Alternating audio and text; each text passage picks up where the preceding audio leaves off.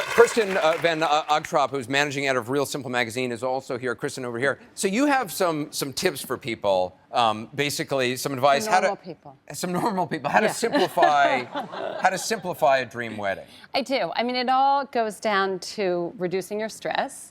I think, listening to Elisa and watching her on the video, how many times she uses the word perfect. And I think Kim has great advice. There is no perfect. It's never going to be perfect. And so there are 3 very easy things you can do to kind of let go of your perfect expectations, and I think you'll be less stressed throughout the whole thing. Yeah, because we had a lot of questions on that. So what are the 3 things? Okay, so the first thing is actually shorten your timeline. There's this very common misconception that if you have a longer timeline, it's easier to plan, when in fact by shortening your timeline, which is great, you're committing to a date of June 30th, right. You don't have time to dwell, and you have to streamline. It forces you not to do every possible thing on the menu, basically. That's good advice. Number 2 is stay organized. So get a checklist early on. Keep following your checklist. Make a binder that has fabric swatches, photographs, not hair, inspiration. Have you ever heard of Hair Book?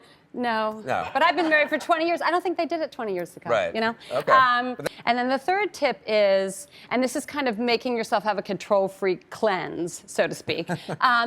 Find people you trust to delegate to. Right. Identify the things that you don't care about. Whether you're delegating to your fiance or your mother-in-law or your bridesmaids. If you're a bridesmaid, can you say no to the bride? I mean, if the bride is coming up with all these demands that's going to cost you thousands of dollars, can you just say no? I think no is a dangerous word to use with the bride. But I think if you all offer her attractive alternatives to her first idea and explain to her, how it's a hardship for you or how something might be easier on her, another idea, I think it can work.